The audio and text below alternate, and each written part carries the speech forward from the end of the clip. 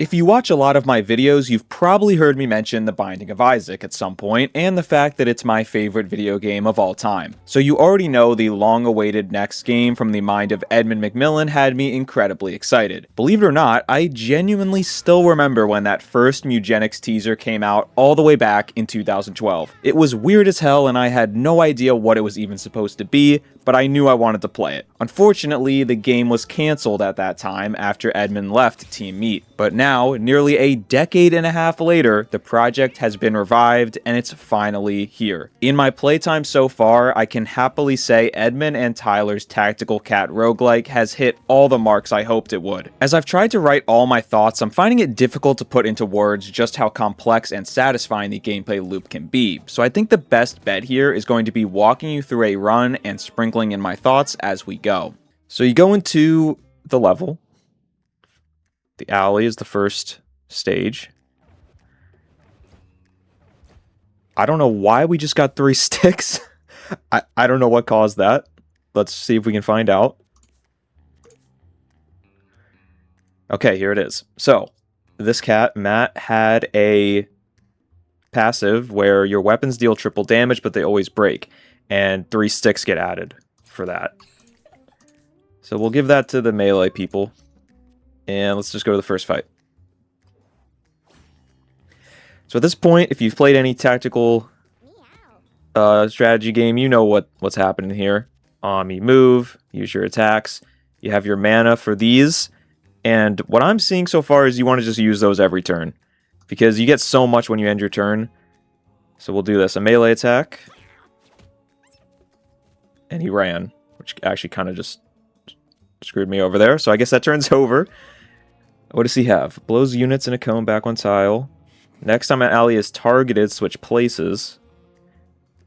And, okay, so I'm glad I made this guy the tank, because as you can see, enemies will attack you instead of allies if you can. So him having a lot of health, that's going to be very helpful for us.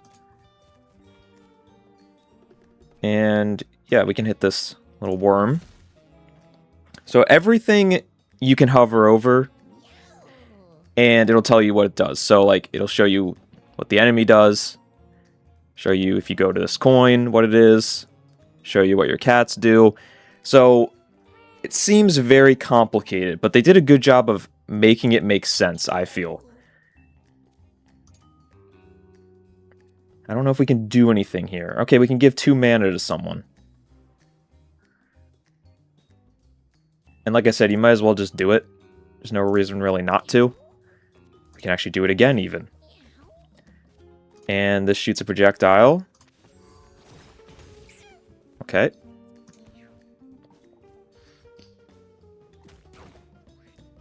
So I was in the tall grass there, that's why that missed. Spawn a crate on an adjacent tile. I don't know what this does, I've never had it before, so let's just try it. Probably have to break it.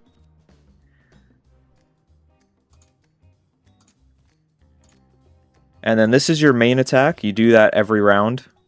You have 1 for free. So, like I said, I don't think I actually said this, but while you're playing, you'll just kind of do things by accident that end up being really advantageous for you. So, for example, I did this completely on accident, but this guy who has the...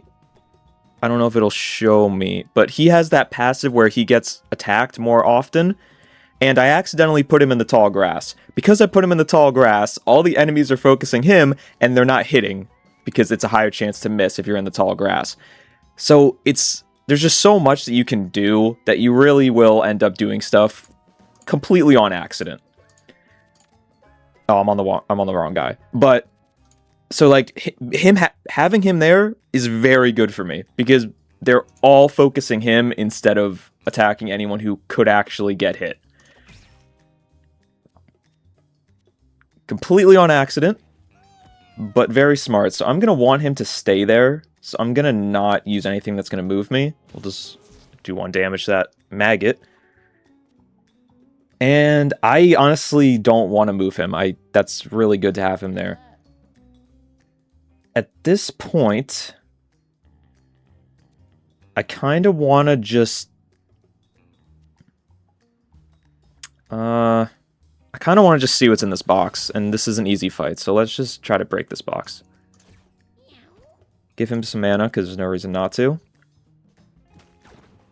Yeah, this is really, really good. Okay, so he also has the... You can spawn a familiar, which will help us. I want to see what's in this crate. Just bear with me. 33% chance to block a projectile, okay. And these guys are really good. They do a lot of damage for you.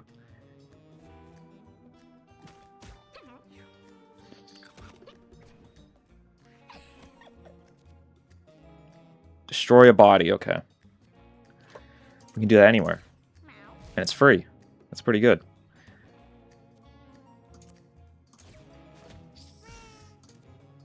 Get that coin. Hit him with this. Hit him with that. And kill him. Oh, I also have my stick I'm not using. I forgot about that. Yeah, I'm just going to not move him. I'm just going to keep him here. Okay, that didn't do anything because he didn't hit anything. But we'll just keep him there.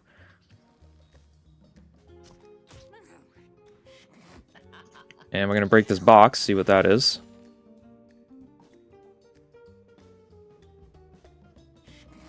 Well, that was really exciting. Okay. Now we'll just end this fight.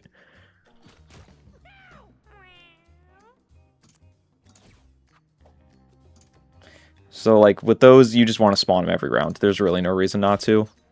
You have the mana for it. At least early on.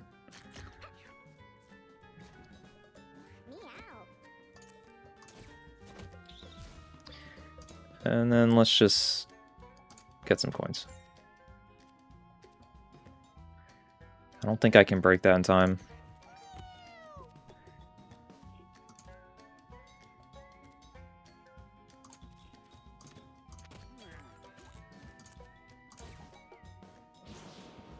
Okay. This guy should end the fight. There you go. So, now that the fight's over, it will level up. You get some items sometimes. It'll also level up whoever your lowest level cat is. So at this point, again, this is another time where this game's going to seem really overwhelming, but it kind of isn't if you just read a bit. So it tells you what everything does. And I don't know if we'll get it, but ideally you want something that combos with one of these. So his passive is enemies. That I don't really know what we could do with that. But jump to a tile and immobilize anything you land on. That could be good for bosses, especially. Deal damage in a cone. Has a chance to spawn rocks. Knock 2 enemies in front of you together. None of these really seem like they're going to combo. Or I could just do nothing. None of these really seem like they're going to combo, so I'm just going to go with that. Sounds good. So we can see these 2 new items. Ether-soaked rag. Put an adjacent unit or yourself to sleep. That unit gets 5 health regen and 5 mana regen until it wakes up. Which is I. Gain backflip 2. So backflip is like a dodge. I haven't really figured out like when the best time to use these items are, but yeah, I don't know. Oh. Okay, yeah. Now you go to these, and these are secret events or special events. So Slothrop discovers some coins scattered on the ground. Why would someone leave these here? You have options of what you can do. If it's like a darker green, like this, you're guaranteed something good. If it's light like this, it's random. And anything else, you don't really want to do it. So I could just ignore it. Let's take it and see what happens. And we got a good outcome. So we got 2 coins.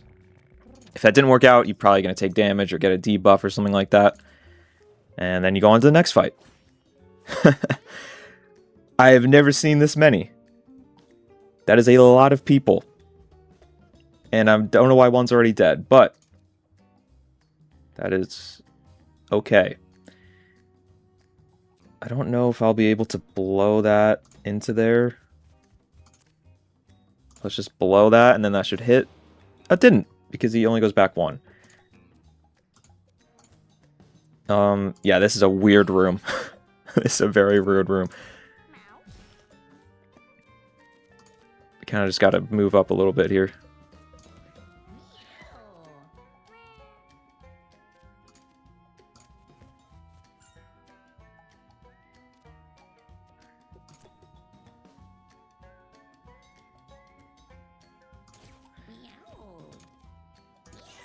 Anything with range like that is pretty good.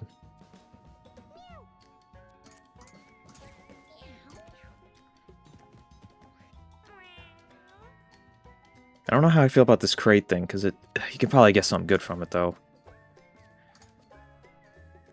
And in a time like this, where I don't really have any, Oh, I just moved myself to the wrong spot, though. But we can hit him.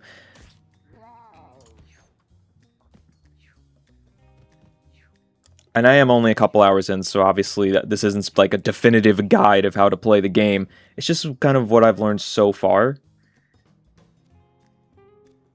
So I wonder... Okay, let's try this. And you take his spot. And then we can dash this guy into him.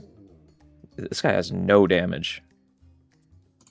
Oh, I should have used the stick.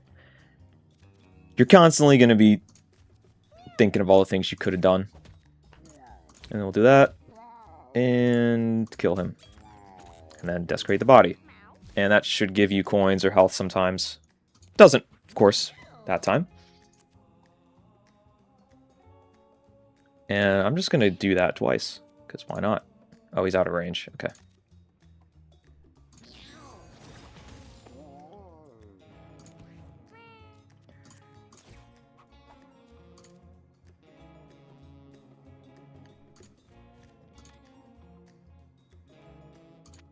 I really want to keep doing that, but I'm trying to move this along a little bit.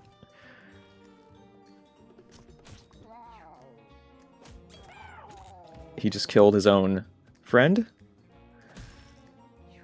And he also just hit his own friend. If I had like an AoE attack, it'd be so great, but I just don't have one right now. I can... No, they're not going to get blown back into each other.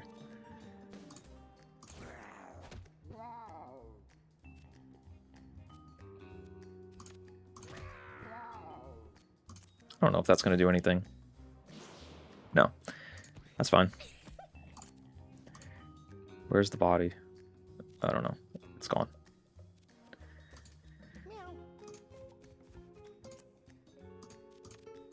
And I moved to the wrong spot.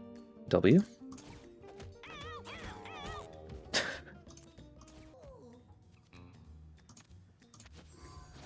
That's another fight done.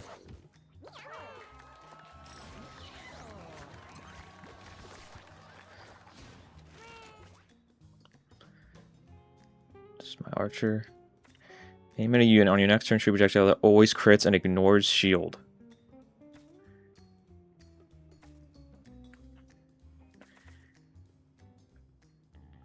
I mean, that sounds really good.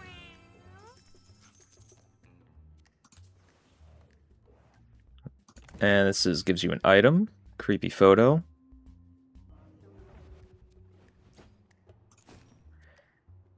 You use a melee attack that inflicts 1 fear. Usable once per battle. I might just wait till those are out. I'll give it to someone just in case. Slothbot finds a strange egg. It is larger than any normal egg they've seen before. It appears to be quivering slightly. So, I'm gonna fail this, because I don't have what I need, but I'll show you what happens when you fail something. So let's smash it. Slothbot cracks the egg open. They are horrified as a small creature tumbles out. Isaac reference? It makes a small squawk before keeling over. What have they done? Slothbot got depression. So that's going to do something. We'll see what it is. Depression. Adjacent units get all stats down 2. That was not worth showing you what it does. That is really, really bad. So we'll have to keep him away from everyone. Isolate the depressed cat. That's a great idea.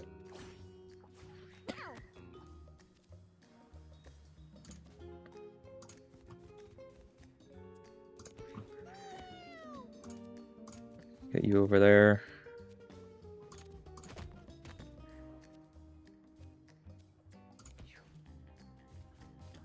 So this is one of the main bosses.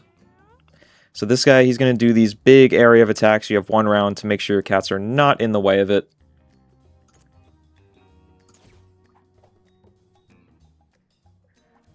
I just blocked myself in, I think. Oh no.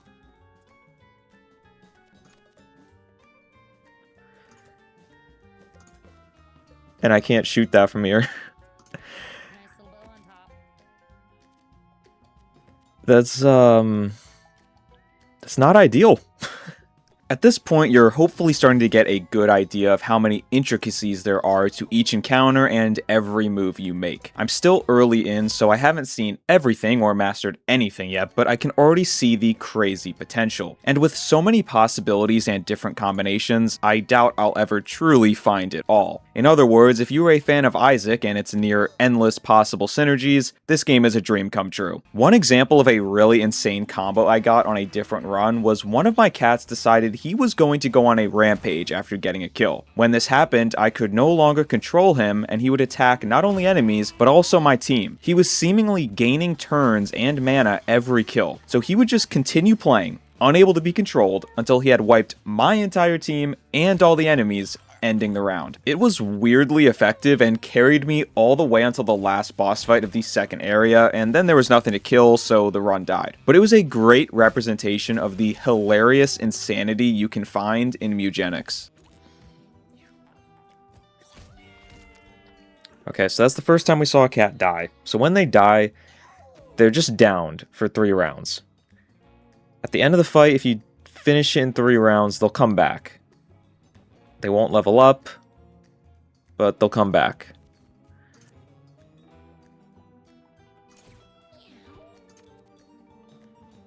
Who do we have here? Just this guy. So we'll be fine. Obviously, you prefer they don't, but it's also just kind of gonna happen sometimes.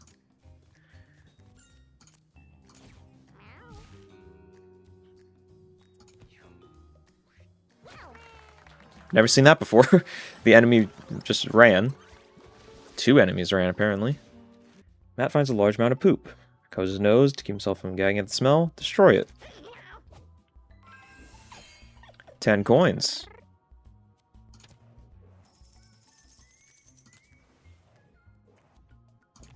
Get another item here. That's a pretty good one. I think that's just stats up. Yep. -2 speed. Let's give this to him because he has depression. He's got range, so I think low speed should be okay. Then you head on down to the shop. I'm just gonna buy all this because I have it. He is now level 3. 33% chance to block enemy projectiles. Okay, so this is something, again, you're going to be learning the whole time. This is something I probably should have been doing. It says 100% chance to block allied projectiles. If you block a projectile, gain +1 bonus attack. So I should be shooting this guy on purpose with my allies, because it's going to give him bonus attack.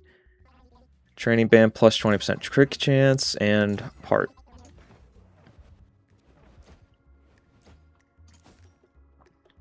So who has the least health? He does. Crit chance. I would like it if he was getting some crits on that. So this is the main boss of the first floor. Radical Rat.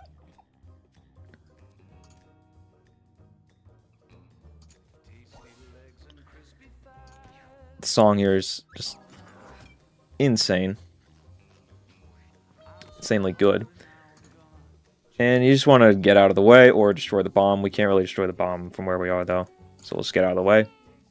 Another thing I've been very impressed by so far is the high production value within this game. You can definitely tell that Isaac money hit a little different. There are incredibly good vocal songs with full lyrics and performances. These songs are dangerously catchy. I caught myself singing it to myself throughout the entire day after playing. Honestly, I'm worried they're a bit too catchy because if I play this game as much as I'm expecting to, these songs are going to be stuck in my head for years. I'm sure that won't drive me totally insane or anything. A good problem to have, I suppose. There is also a lot more dialogue present here than Edmund's other games, and I'm excited to learn more about all these different weirdos I've been introduced to. I have to imagine the story is going to get pretty trippy and dark. It should be extremely fun to explore. And overall, that's what has me so invested in Mewgenics right now, and why I feel it's an easy recommendation already. As I watch back my footage and see all the funny moments, cool synergies, or surprise outcomes, I have to kind of pinch myself as I realize it's literally just the beginning.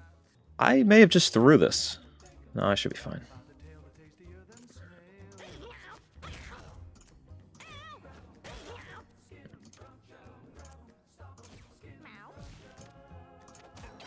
Alright, we did it.